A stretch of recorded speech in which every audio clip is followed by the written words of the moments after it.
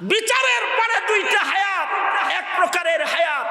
একদল তো দোজখের ভেতরে যাবে, যারা দোজখের আগুনে নিক্ষিপ্ত হবে তাদের দেহ এরকম 3.5 হাত বডি থাকবে না।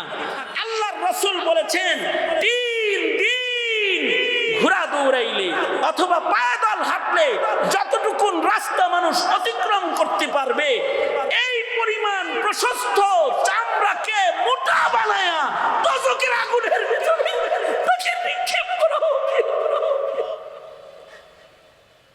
ময়দানে মাহশারে যদি কেউ আমরা আল্লাহর কাছে ধরা খেয়ে যাই, তাহলে গায়ের চামড়াকে প্রশস্ত বানায় দোজখের আগুনে ফেলে দেয়।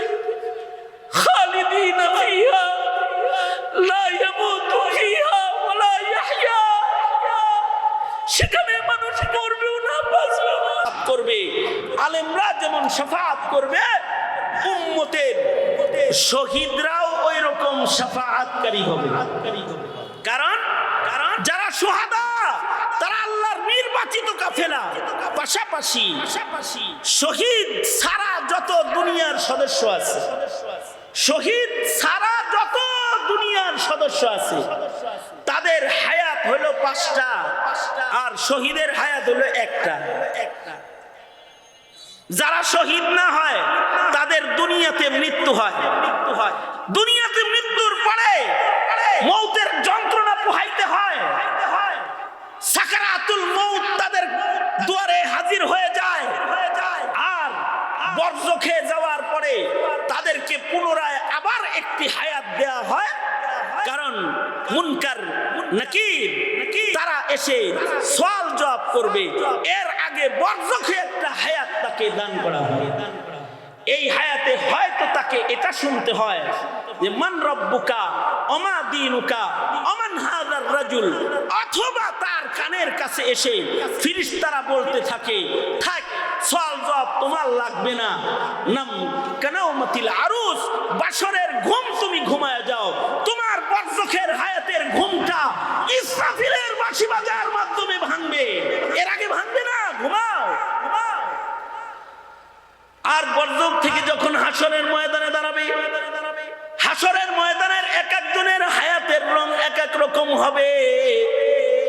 আল্লাহর রাসূল বলেছেন কেউ তো হাঁটু পরিমাণ ঘামের মধ্যে দাঁড়ায় থাকবে। সরওয়ারে দো আলম নবী বলেছেন কেউ কোমর পরিমাণ ঘামের সাগরের ভেতরে, ঘামের নদীর ভেতরে, খালের ভেতরে দাঁড়ায় থাকবে। আল্লাহর রাসূল বলেছেন আবার কেউ কেউ এমন হবে যাদের মানুষের গায়ের থেকে নির্গত ঘাম বের হইতে হইতে গলা পর্যন্ত ঘাম এসে গেছে, আর ওই ঘাম তাদের মুখের লাগাম হয়ে গেছে। এমন ভয়ঙ্কর অবস্থায় হাসরের মাঠে দাঁড়ায় থাকবে। কেউ কেউ এমন হবে যাদের মাথার চাঁদির তালু ফেটে যাবে, মাথার মগজগুলো সূর্যের আলোয় তাপে টকবক টকবক করে গড়ায় গড়ায় পড়তে থাকবে, পানি পানি পানি পানি চিৎকার করবে। কেউ কেউ হাসরে এমন হায়াত পাবে যে পানির পিয়াস যন্ত্রণায় তাদের জিহ্বা বের হয়ে নাভি পর্যন্ত ঝুলে পড়বে।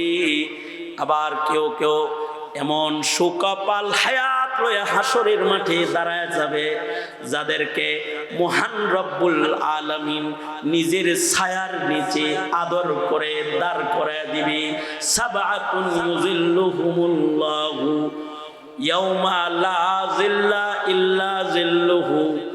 7 প্রকারের মানুষ যাদেরকে ময়দানে মাহশরে বিচারের দিবসে, যেদিন আল্লাহর ছায়া ছাড়া আর কোনো ছায়া থাকবে না, রব্বুল আলামিন 7 প্রকারের মানুষকে আরশের ছায়ার নিচে জায়গা দিবে।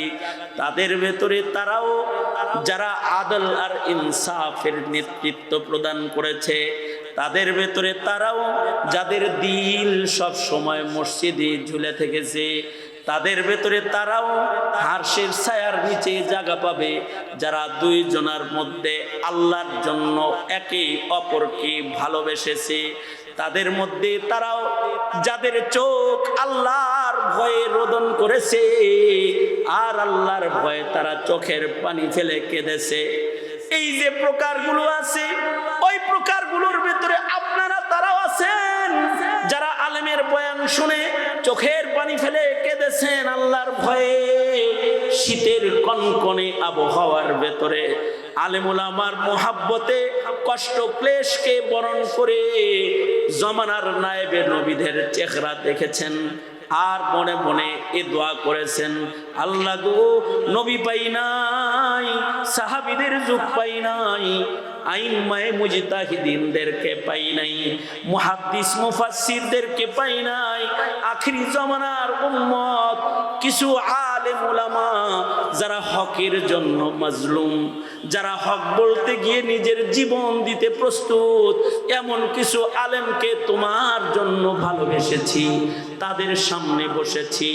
এই ভালোবাসাটাও ময়দানে মাহশারের কঠিন হায়াতে আরশে আজিম, যেদিন আরশের ছায়া ছাড়া, আল্লাহর ছায়া ছাড়া আর কোনো ছায়া থাকবে না। ওয়া রাজুলান তাহাব্বা ফিল্লাহ, এই দুই ব্যক্তি যাদের মধ্যে ভালোবাসা ছিল একমাত্র আল্লাহর জন্য, এদেরকেও হাসরের কঠিন হায়াতে আল্লাহ তাআলা আরশের ছায়ার নিচে জায়গা দিয়ে দিবে। তুলনামূলক ভয়ঙ্কর ওই কাফেলার চেয়েতে তাদের হায়াত সুন্দর, যারা আরশের ছায়ার নিচে জায়গা পাওয়া যাবে। আর বিচারের পরে দুইটা হায়াত, এক প্রকারের হায়াত, একদল তো দোজখের ভেতরে যাবে, যারা দোজখের আগুনে নিক্ষিপ্ত হবে তাদের দেহ এরকম 3.5 হাত বডি থাকবে না। আল্লাহর রাসূল বলেছেন 3 দিন ঘোড়া দৌড়াইলে অথবা পায়দল হাঁটলে যতটুকুন রাস্তা মানুষ অতিক্রম করতে পারবে, এই পরিমাণ প্রশস্ত চামড়াকে মোটা বানায়া দোজখের আগুনের ভিতরে তাকে নিক্ষেপ করা হবে। ময়দানে মাহশারে যদি কেউ আমরা আল্লাহর কাছে ধরা খেয়ে যাই, তাহলে গায়ের চামড়াকে প্রশস্ত বানায় দোজখের আগুনে ফেলে দেয়। খালিদিনা ফিহা লা ইয়ামুতু ফিহা ওয়া লা ইয়াহইয়া, সেখানে মানুষ মরবেও না, বাঁচবেও না।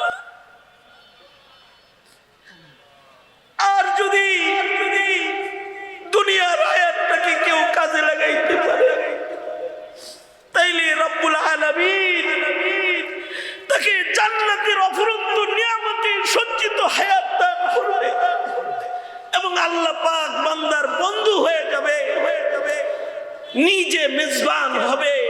নুজুলাম মিন গফুরির রহিম, আল্লাহ হবে মেজবান আর বান্দা হবে আল্লাহ পাকের জান্নাতি চিরস্থায়ী হায়াতের মেহমান।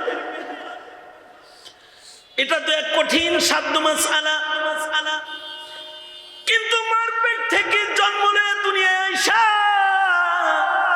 তন্ত্র মন্ত্রের পেছনে না ঘুইরা কেউ যদি ইলায়ে কালিমাতুল্লাহর জন্য, আল্লাহর জমিনে ইনসাফ কায়েম করার জন্য, আল্লাহর জমিনে আল্লাহর দ্বীন কায়েম করার জন্য কেউ যদি তার জীবনটাকে বিতরণ করে দেয়, শিয়ালের মতো 1000 বছর বাঁচার তো দরকার নাই, সিংহের মতো একদিন বেঁচে শরীফ উসমান হাদির মতো সত্য উচ্চারণ করে কেউ যদি রাজপথে নিজের রক্ত বিলায়া শহীদ হয়ে যায়, অথবা কুফফারের সাথে ময়দানে জঙ্গে জিহাদের ময়দানে শামিল হয়ে যদি কেউ মরে যায়, যদি কারোর নাম চলে যায় শুহাদা,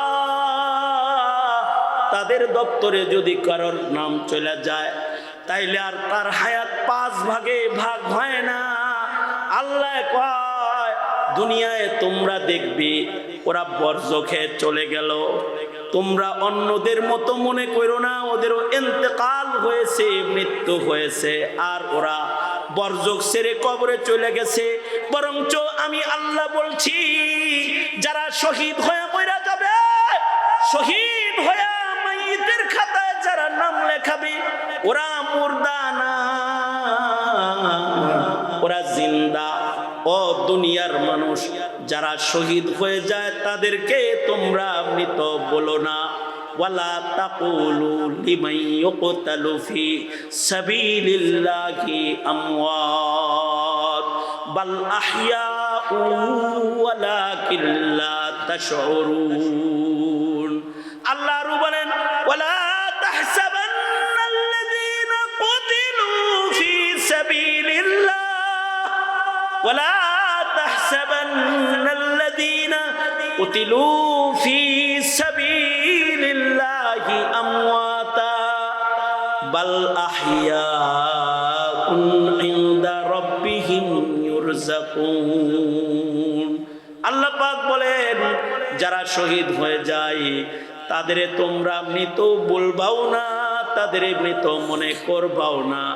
তারা শহীদ, শহীদের মরণ নাই, তাদের হায়াত একটাই। তারা জীবিত অবস্থায় বরজখে যায়, জীবিত অবস্থায় হাসরে দাঁড়াবে। তাদের রক্তের খুশবুতে ময়দানে মাহশার সুগ্রাণ হয়ে যাবে। রক্তমাখা অবস্থায় জীবিত তারা আল্লাহর আদালতে দাঁড়াবে। তাদেরকে জান্নাতি হুর গিলমানরা জীবিত জান্নাতে রক্তমাখা পেয়ে নিজের হাতে হুর গিলমানরা তাদের পোশাক খোলায়া জান্নাতি পোশাক আল্লাহর হুকুমে পরায়া দিবে। এদের আর কোনো মরণ টরণ নাই। সুতরাং আল্লাহর রাসূল দোয়া করতেন, আল্লাহ আপনি আমাকে শাহাদাতের মৃত্যু দান করেন, নবীর দোহায়। সুতরাং নিজের জীবনে শাহাদাতের তামান্না রাখো। বাতিলের মোকাবেলায় হক জিন্দার জন্য উলামায়ে দ্বীনদের আহ্বানে যদি খাতমে নবুয়ত প্রতিষ্ঠায়, নাস্তিক মুরতাদের বিচার প্রতিষ্ঠায়, এই জমিনে জুলুমের শাসন নির্যাতনকে বন্ধ করে ইনসাফ কায়েমের প্রতিজ্ঞায় যদি রাজপথে কাউকে হাদি হতে হয়, কাউকে আবু সাঈদ হতে হয়, কাউকে যদি শহীদদের খুনের রক্তের পেয়ালাকে চুম্বন করতে হয়, কাউকে যদি আল্লাহর পক্ষ থেকে জীবন্ত বীর হিসেবে বীর সেনানীর খাতায় নাম লেখায় জমিনে দাঁড়াইতে হয়, রাজি থাকার নাম ইমানদারি। রাজি আছো তো ইনশাআল্লাহ? এইটাই আল্লাহ পাকের নির্বাচিত পথ। কারণ যারা শহীদ হয়ে যায় তারা বিনা হিসাব আল্লাহর জান্নাতে চলে যায়। এজন্য হযরত থানবী বলেন, মেনশন করে আল্লাহর কাছে দুই প্রকারের সন্তান চাবি। একটা হলো উলামা সন্তান, আর একটা হলো শুহাদা সন্তান। নিজেরাও শহীদ হওয়ার তামান্না রাখো, শুহাদাদের কাফেলা নিজের খানদানে চাও। আজকের মহতী আয়োজনে শেখুল হাদিস ইবনে শেখুল হাদিস আল্লামা মামুনুল হক সাহেব উনি এসে বলেছেন কিছু সময়ের ভেতরেই খাতমে বুখারী হবে, ওনার বয়ান হবে। এই যে একটা বরকতপূর্ণ মাহফিল, সুলাহা নেককার উলামাদের সাথে সময় কাটানোর সুযোগ পাওয়া, এটাও হতে পারে ময়দানে মাহশারে আরশের নিচে ছায়া পাওয়ার হায়াত পাওয়ার উসিলা। আল্লাহ তাআলা এই মজমাকে কবুল করেন। ধন্যবাদ জানাই বন্ধুবার হযরতুল আল্লাহ হযরত মাওলানা মুর্তজা হাসান ফাইজি এলাকাবাসী।